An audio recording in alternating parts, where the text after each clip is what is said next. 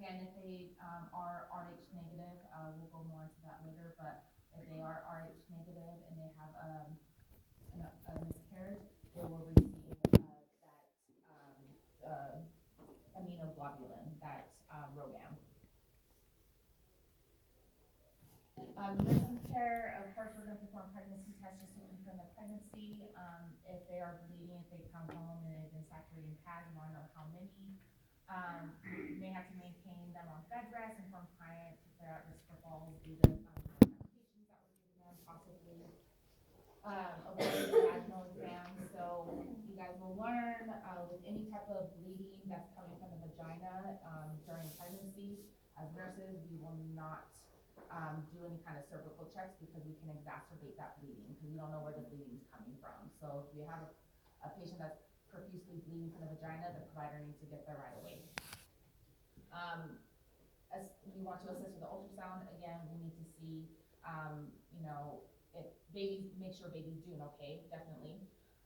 Any medications or blood products that we have to give this patient, so whether if we're inducing them, if they've had a lot of, they had a significant blood loss, we'll give them blood.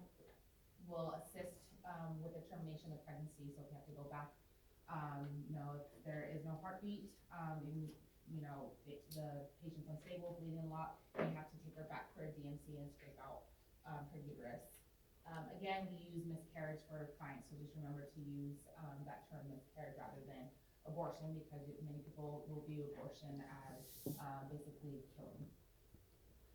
Provide client education, emotional support, and we can refer them to any kind of support groups as needed. Ectopic pregnancy. So an ectopic pregnancy is an abnormal implantation of fertilized ovum outside of the uterine cavity. So it's commonly usually in the fallopian tube, which can result in a tubal rupture causing a fatal hemorrhage. So an ectopic pregnancy is the most frequent cause of bleeding in early pregnancy and leading cause of infertility. So typically these patients will come in with unilateral stabbing, pain in the lower abdomen. They may have some vaginal bleeding or spotting, or they may even be hemorrhaging when they're coming in. So if we're suspecting, hemorrhage, they can be hypotensive, they can be tachycardic, and then definitely pale pallor. Menses can be delayed 1 to 2 weeks or lighter than usual. It's another sign, or scant, dark red, brown vaginal spotting 6 to 8 weeks after the normal menses. Sometimes they may have deferred shoulder pain due to the blood in the peritoneal cavity. Also, if they are bleeding on the inside, so, if it was a ruptured ectopic pregnancy, so it ruptured that fallopian tube, they could be bleeding on the inside. So another sign that you can look for is that colon sign, which is that blue discoloration, similar to ecchymosis around the umbilicus. So it almost looks like bruising and some redness around the belly button of the patient. So definitely that would be a sign indicating that she's bleeding internally. So again, the growing embryo eventually runs out of space and can damage the walls. So that's how they can rupture the fallopian tube. If it's a ruptured ectopic pregnancy, it's a medical emergency. So typically we'll take them back for surgery. They can have massive hemorrhage and even bleeding internally and even going to DIC.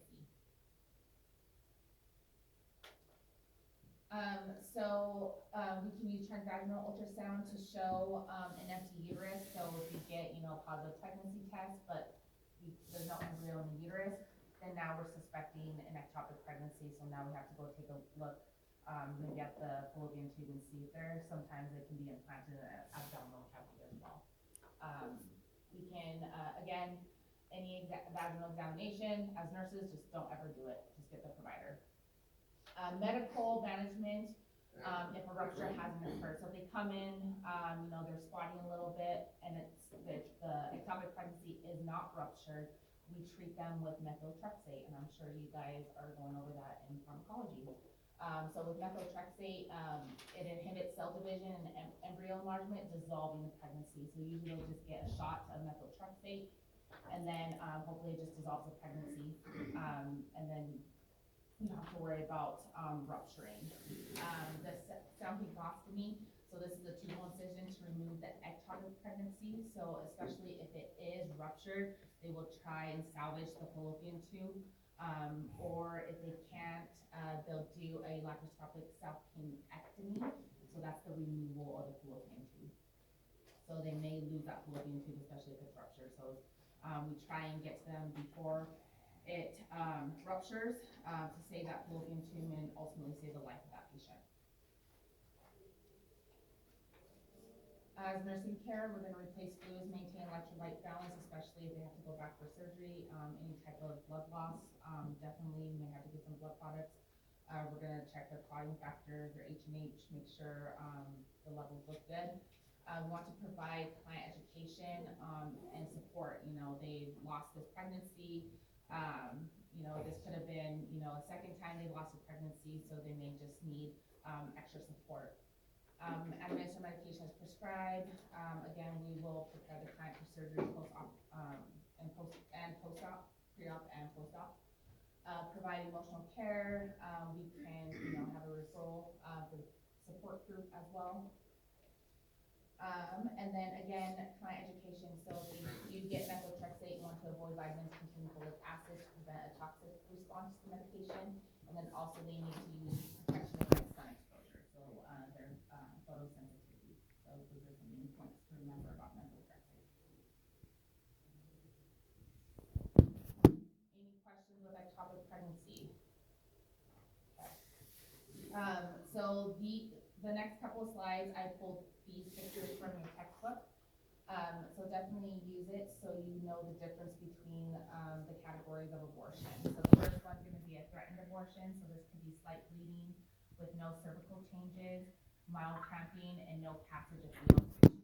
So threatened just means that the stuff's going on, baby's still doing okay, we still have a heartbeat. We just call it threatened just because there is bleeding involved, but no cervical dilation. So we'll see if, you know, the pregnancy will go on. Inevitable, so this is moderate bleeding, typical dilation, rupture of membrane, strong cramping, no passage of fetal tissue. We want to also offer the patient to be the product of conception. So we know that this pregnancy is a loss, so you know there is no heartbeat, and now we're just waiting for the product of conceptions to be, you know, basically delivered. Again, we want to offer the clients to view, you know, if they want the baby. So sometimes, you know, depending, some may not want to, but just give them the options. Even a 14-week embryo, they may, you know, they have a connection with that embryo. So always offer that to them. Some may be a little bit standoffish. So if you are taking care of a client that delivered, you know, say like a 14-weeker or even like a 20-weeker, usually we'll just get some chucks and moisten them with some water, and we'll place the fetus on top and kind of like wrap them up, you know, just in case, just to kind of preserve them a little bit longer, for the patient to go ahead and spend that time with that, you know, their baby. Incomplete abortion, so this could be heavy bleeding with cervical dilation, severe cramping, and passage of some fetal tissue. So, you know, some of the fetal tissue has been delivered, but say the placenta is still left in the uterus, so they may have to go back for a D&C eventually if they can't, if they haven't delivered the rest of the products of conception. A complete abortion, so they can have decrease in pain and bleeding after the passage of all fetal tissue. So just remember, a complete abortion, everything's been delivered, nothing has been left behind in that uterus. And then we have a missed abortion. So this is a non-viable embryo retained in utero for at least 6 weeks. So with a missed abortion, also known as a silent abortion, there could be spotting, no cervical dilation, no cramping, no viable embryos retained in the uterus. And then just a fun little picture that you guys can look at. So just remember, complete, all contents are expelled. Incomplete, placenta or fetal membranes can be retained. And then you have your missed, so no uterine contents expelled, so a silent abortion.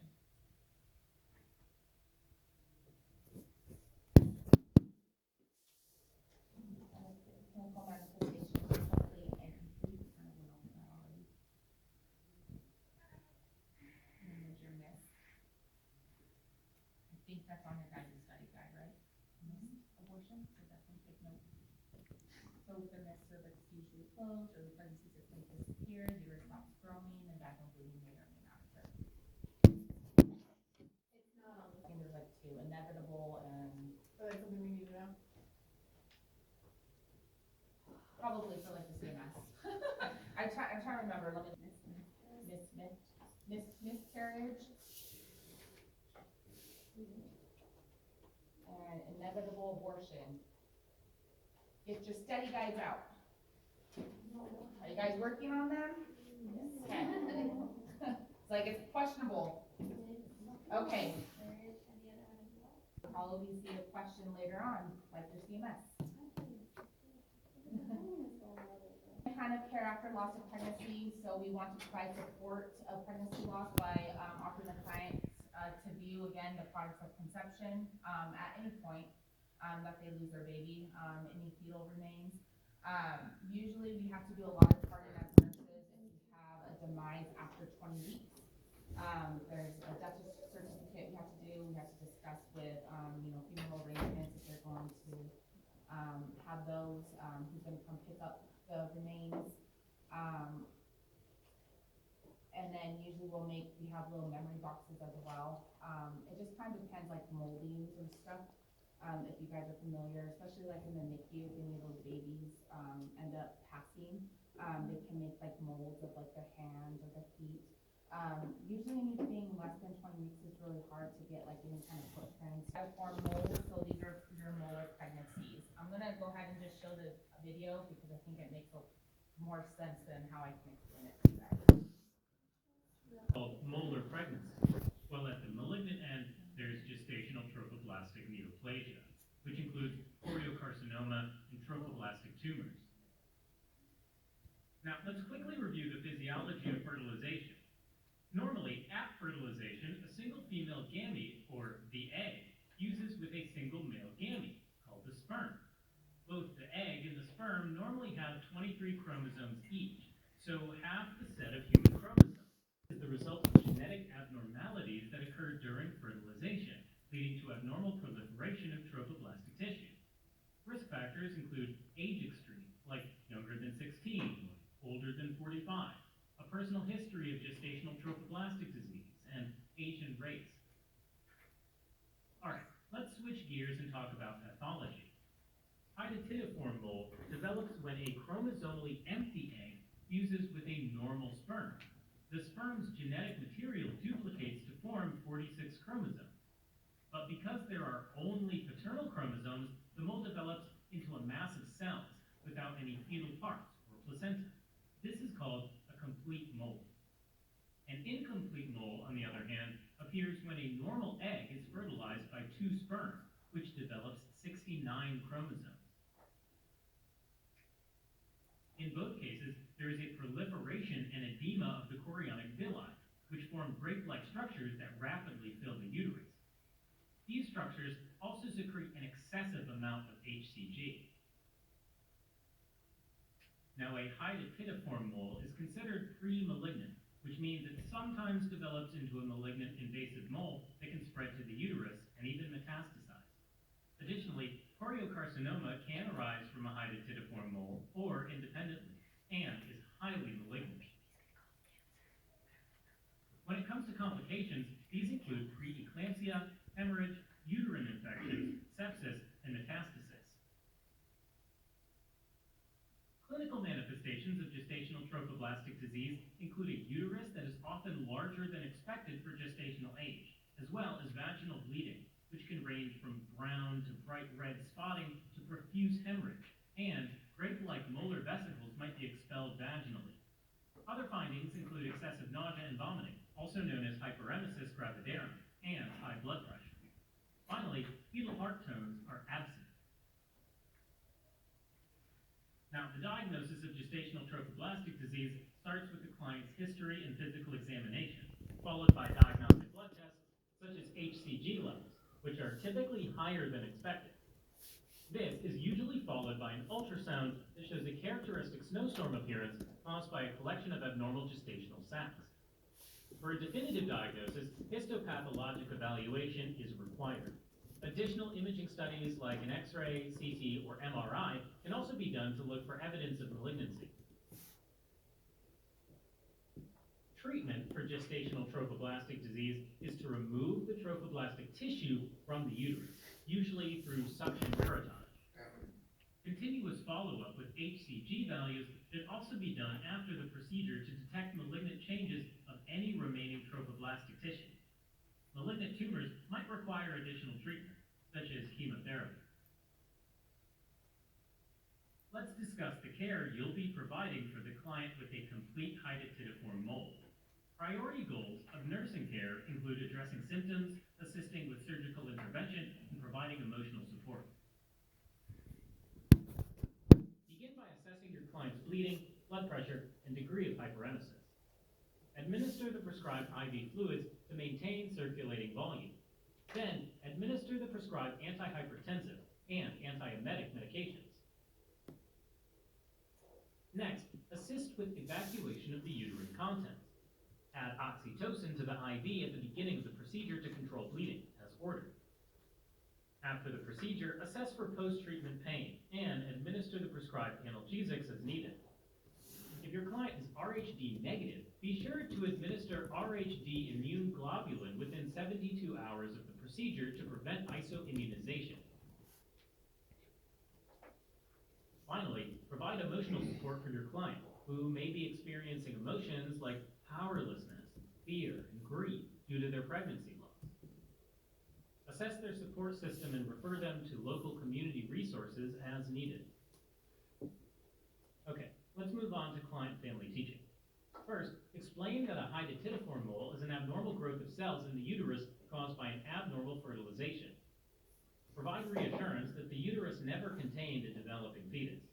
Be sure to let your client know that there is a risk of developing a malignancy after having a molar pregnancy. So, stress the importance of adhering to regular monitoring of HCG levels, as well as physical examinations and other diagnostic tests. Then, teach your client how to care for themselves at home. Advise them to get plenty of rest, to resume normal activity slowly, and to take the prescribed over-the-counter analgesic medication as needed. Also, let them know that they could have some moderate bleeding for about 10 days after the procedure. Instruct them to contact their healthcare provider if their bleeding becomes heavier than a normal period.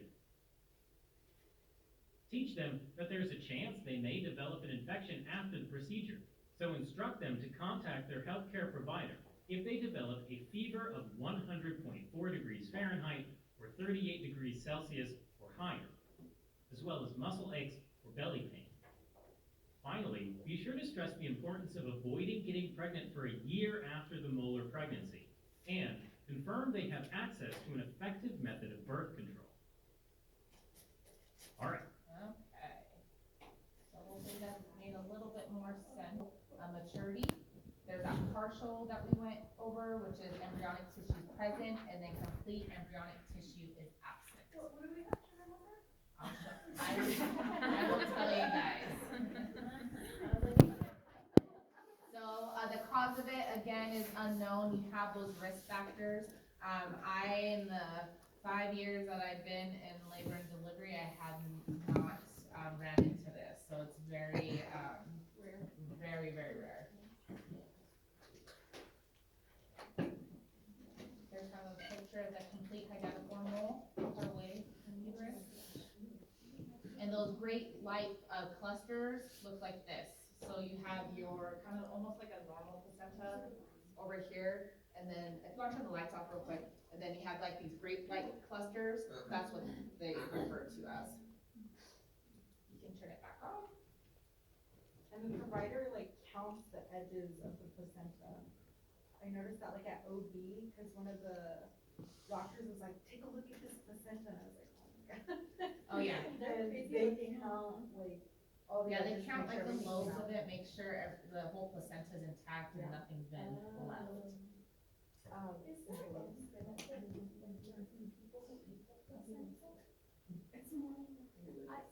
Yeah, I don't know what the benefits are. I don't know what nutrients you get from it. I think it's cool rather than encapsulating them, people want to encapsulate them and then, take them just because it's something that their body created. But another way that people are keeping their placentas now, they'll take them and they're making prints. I don't know if you guys. Again, complete mole, all genetic material is paternally derived, and then we have our partial, where genetic material is derived both maternally and paternally.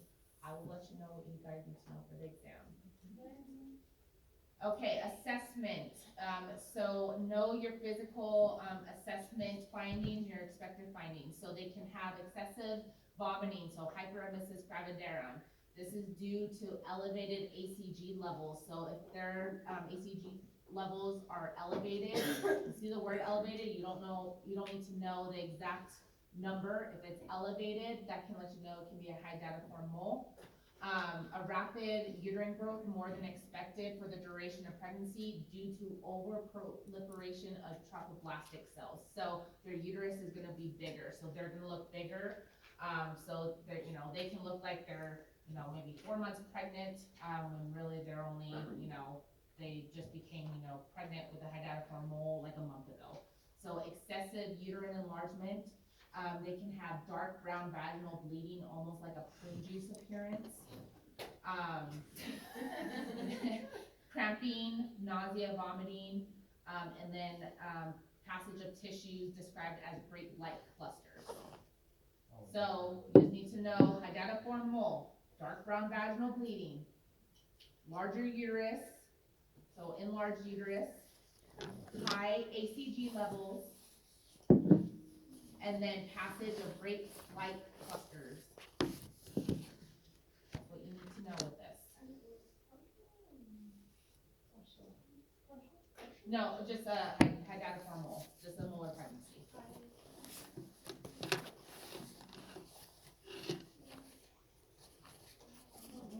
So again, clinical manifestations are similar to those of spontaneous abortion at about 12 weeks of pregnancy. So assess for any kind of complications. So early signs of pregnancy, such as they have had period, breast tenderness, fatigue, brown vaginal bleeding, spotting, anemia, again, elevated ACG levels, and uterine size larger than expected for pregnancy dates. What you need to know, yeah. Question, when with multiple Pregnant, they should wait a year before getting pregnant again, because that first year they have to continue to monitor their ACG levels. The provider will tell them to go in so we can monitor the ACG levels to make sure they're not rising, because that just puts them more at risk for another molar pregnancy. So they want to check the ACG levels for a full year before the client gets pregnant again. No, you do not need to know the difference between the different molar pregnancies. The same assessment findings.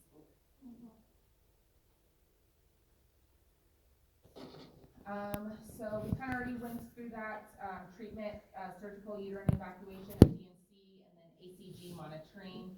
And then, avoid pregnancy for a year. We're going to monitor the ACG levels. And then if they did get pregnant, it just makes it more difficult if they could want to monitor if it turns into something that's cancerous. Okay, any questions on high datiform mole?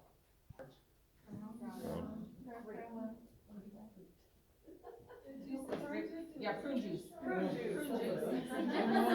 I actually like prune juice, and you guys are like, Okay, and the uterus? Large. What about the ACG levels? Elevated. Good job. You guys should get that answer right. great. Go into placenta previa. So placenta previa is when the placenta is implanted near or over the opening of the cervix, which is called the cervical os. This can cause bleeding during the 3rd trimester. So we have a complete placenta previa. So this means the complete placenta previa is when the placenta completely covers the cervix. Your partial placenta previa is when the placenta partially covers the cervix. Your marginal placenta previa, is when the placental edge is within 2 centimeters of the, cervix. And then a low-lying placenta previa is when the placenta is implanted on the lower uterus near the cervical os, usually 2 to 3 centimeters.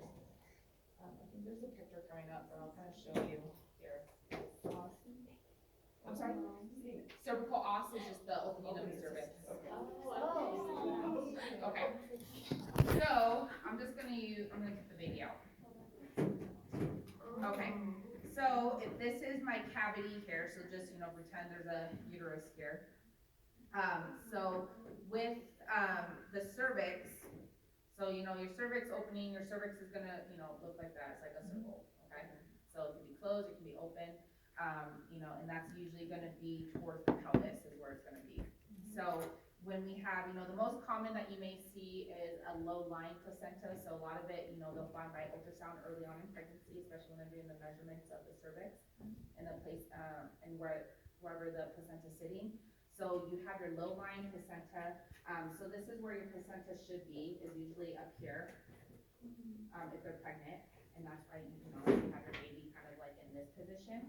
In placenta previa, sometimes you'll have, if it's implanted down here, so say your cervical os, your cervix is gonna be somewhere here. So if my placenta is here, near that cervical os, essentially, if this is my low-lying placenta, the more term that this patient gets, then it's gonna be a growing uterus, so when it's low-lying, it'll tend to grow, and then it will kind of make its way, where it needs to be. So that's your low-lying placenta, so you may see that more often when you guys are at labor and delivery. You have the complete, previa, which covers, so you have your, on the uterus, the placenta is covering it like this. So basically, if you were to check that cervix, you kind of, that's where the placenta's at, so that's why we tell you if there's any kind of bleeding, you can, create even more bleeding by messing with that placenta. So that's gonna be your complete previa. And then, incomplete or partial, so you may have like half of it covering the cervix. Cervical dilation if it's uncovered? I mean, just risk of if they are in labor, it's gonna cause bleeding, so, if baby is pushing down on it during contractions, just imagine against the cervix of placenta and baby, and it can cause the bleeding. Yeah. So, when they have a previa, if a low line previa can be resolved.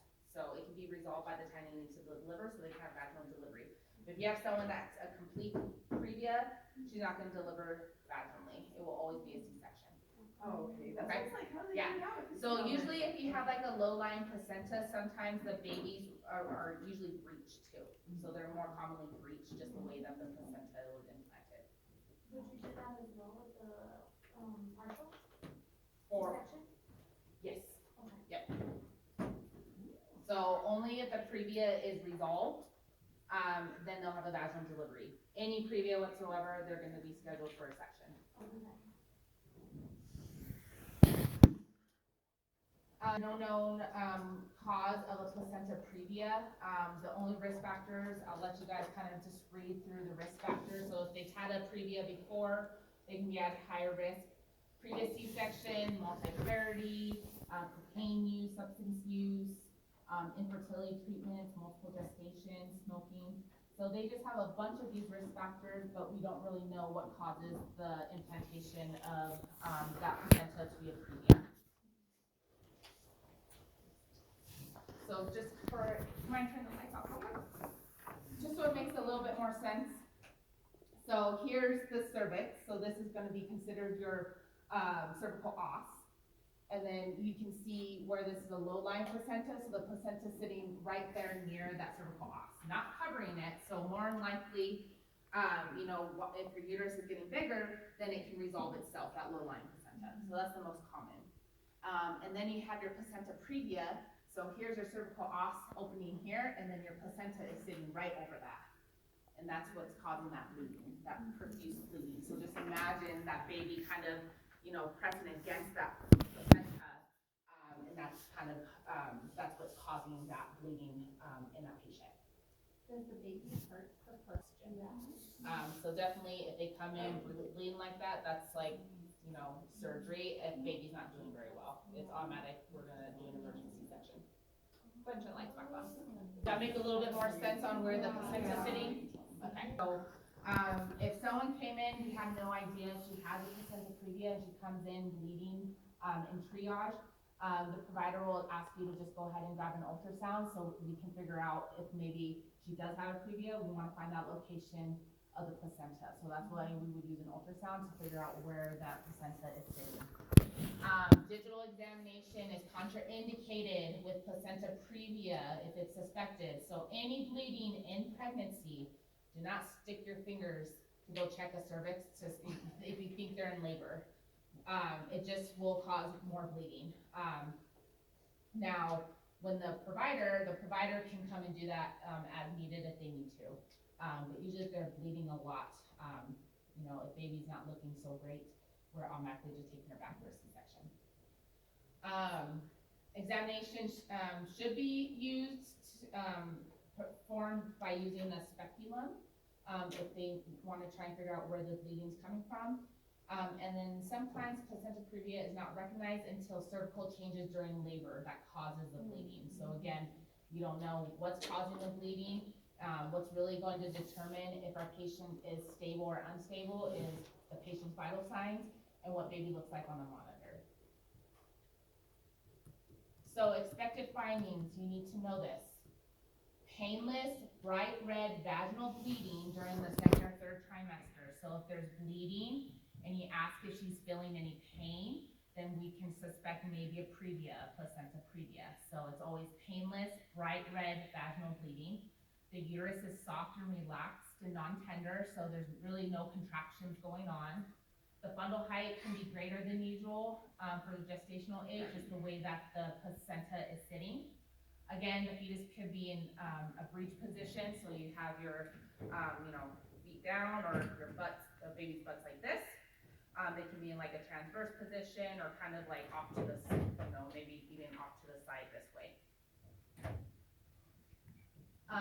A reassuring fetal heart rate, so usually if it's a previa, most of the time, babies are doing okay.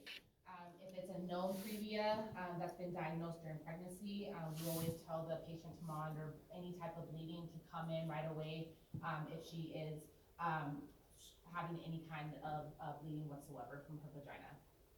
Vital signs are usually within normal limits, and then decreasing urinary output can lead to a better indicator of blood loss. So, we always, track our input and our output. So, again, a patient experiencing placenta previa will have painless, bright red vaginal bleeding.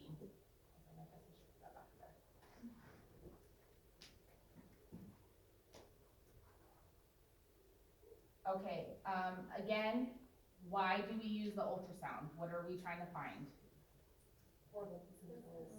Yes, we want to figure out where this placenta is lying. So is she bleeding because it is a low-lying placenta, or is it completely covering the cervix?